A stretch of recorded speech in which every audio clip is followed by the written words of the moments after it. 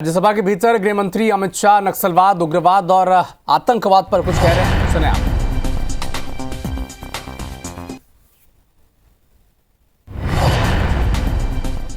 बनाए हैं, कैंपों की खुलने की संख्या दयनीय है। मैं बताना नहीं चाहता क्योंकि बातें विदेश में भी जाती है, मगर हमने 5 ही साल में 302 नए सुरक्षा कैंप खोलकर पूरे एरिया को सुरक्षा दी। फाइनेंशियल चॉकिंग करने के लिए मान्यवर हमने एनआईए और ईडी का उपयोग किया। कई करोड़ रुपया इनके जब्त करे, पीएमएलए के केस कर उनके फाइनेंसरों को जेल की सलाखों के पीछे डाला। लगातार राज्य और केंद्र के बीच में मीटिंगें हुई। मेरे स्तर पर सभी मुख्यमंत्रियों की 11 मीटिंगें हुई और मेरे स्तर पर ही डीजीपीज के साथ 12 मीटिंगें हुई। हमने डायनेमिक रणनीति बनाई, स्ट्रेटेजिक लोकेशनों पर सुरक्षा बलों को तैनात किया और मान्यवर विकास तो वहां पहुंचना चाहिए। हमने बजट को भी 300% बढ़ाने का काम किया। मान्यवर 14 से 24 में 11,503 किलोमीटर हाईवे बनाए, 20,000 किलोमीटर ग्रामीण सड़कें बनाई। पहले चरण में 2343 मोबाइल टावर लगाए, दूसरे चरण में 2542 मोबाइल टावर लगाए और 4000 मोबाइल टावर लगाने का काम अभी चल रहा है। पूरा नक्सल एरिया अब मोबाइल कनेक्टिविटी से लैस ये दिसंबर के पहले हम कर देंगे। मानेगा निर्मला जी और अश्विनी भाई यहां बैठे हैं। नक्सल प्रभावित जिलों में 1007 बैंक की शाखाएं ये सिर्फ 5 साल में खोलने का काम हुआ है। 937 एटीएम बनाए और 5,731 डाकघर बैंकिंग सेवा के साथ खोलने का काम भारतीय जनता पार्टी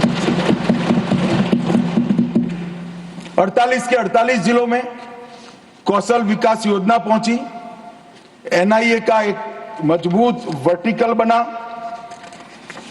1143 वहीं से ही आदिवासी युवाओं को भर्ती करके सुरक्षा बलों में लिया और हमने 6 नए हेलीकॉप्टर वहां जवानों के रेस्क्यू और रिहेबिलिटेशन के लिए बनाए। इंजर्ड होते ही इसको अस्पताल में लिया जाए, जो रात को भी उठ सकते।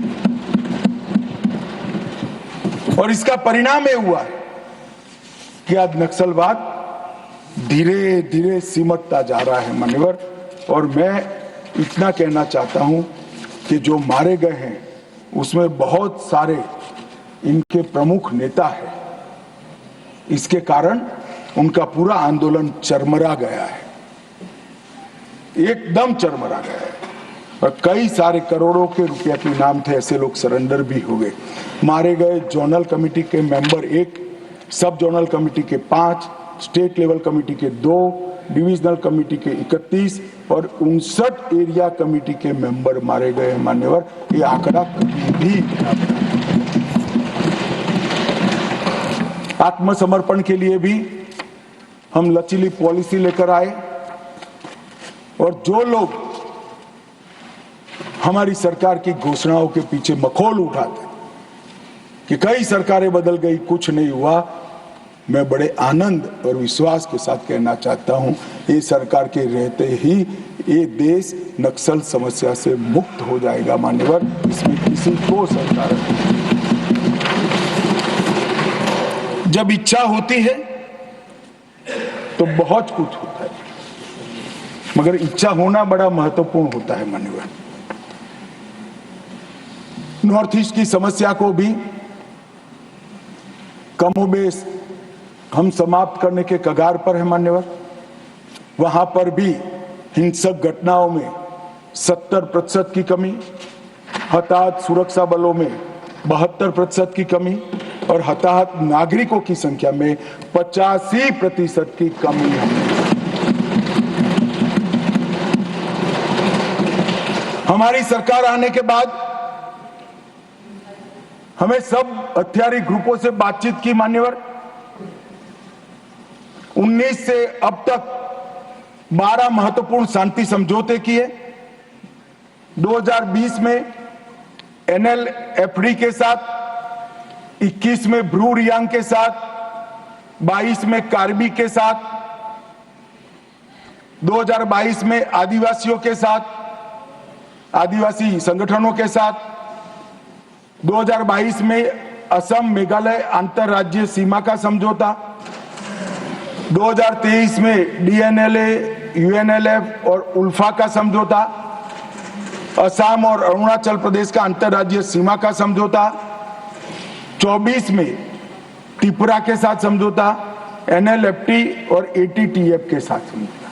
कुल मिलाकर मान्यवर 10,900 युवा हथियार डालकर मेन स्ट्रीम में आए हैं। मैं अभी बोडोलैंड जाकर आया हूं मान्यवर।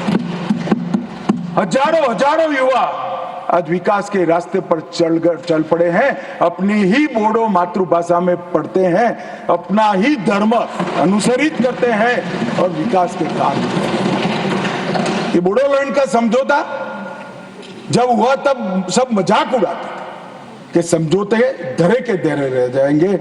आज मैं कार्यक्रम देख कर आया हूं, मोदी जी गए, 5 लाख बोडो युवा, वृद्ध, अबला, नागरिक सब। मैं कुछ दिन पहले ही बोडोलैंड जाकर आया हूं और परिस्थिति बदल गई है। आसाम के अंदर 5 लाख करोड़ का इन्वेस्टमेंट का MOU होता है। एक आसाम के अंदर इंडस्ट्री एक जमाने में स्वप्न माना जाता था, आज वहां पर शांति है मान्यवर। अब सपा की परिधि को भी 70% तक हमने कम कर दिया है और मान्यवर ब्रू पुनर्वास समझौता जो है, मैं सदन का ध्यान जरूर देना चाहता हूं, क्योंकि अपने ही देश में मिजोरम से भागकर त्रिपुरा में बिल्कुल दयनीय जीवन जीने वाले अपने ही आदिवासी भाई थे मान्यवर। एक घर में, एक झोंपड़ी में, घर तो क्या होता है, एक झोंपड़ी में 18 लोगों का परिवार रहता था मान्यवर। और राहत के नाम पर यहां से पर व्यक्ति 2 किलो चावल जाता था। हमने सबके सब 37,000 ब्रू रियांग परिवारों को 150 यार्ड का घर दिया, एक सामुदायिक भवन दिया, स्कूल दी, हेल्थ केयर का एक पास में ही दवाखाना दिया और सभी घरों से 2 युवाओं को स्किलिंग कर आज उनको स्वरोजगार की दिशा में आगे बढ़ा रहे हैं। मैं 8 महीने पहले वही क्षेत्र को देखकर आया हूं जो मैंने 5 साल पहले देखा था। आसमान जमीन का फर्क पड़ा है और सारे ब्रू रियांग भाई दोनों हाथ जोड़-जोड़कर अपने ईश्वर से नरेंद्र मोदी को दुआ देते थे, मांगते थे कि भगवान भला करे।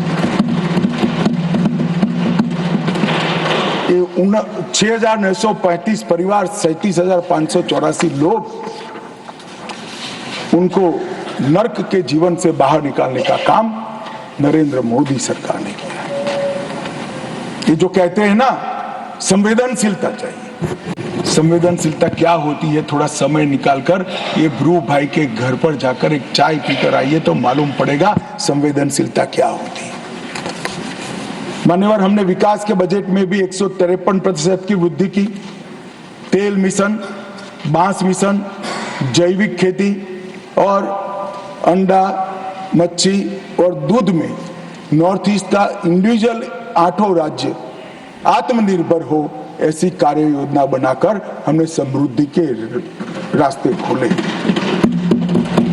मान्यवर, 17 विद्युत परियोजनाएं, 40 जल आपूर्ति, 44 शिक्षा की, 43 स्वास्थ्य की, 7 खेल की और 4 पर्यटन की नई परियोजनाएं 70% भारत सरकार के बजट से गई।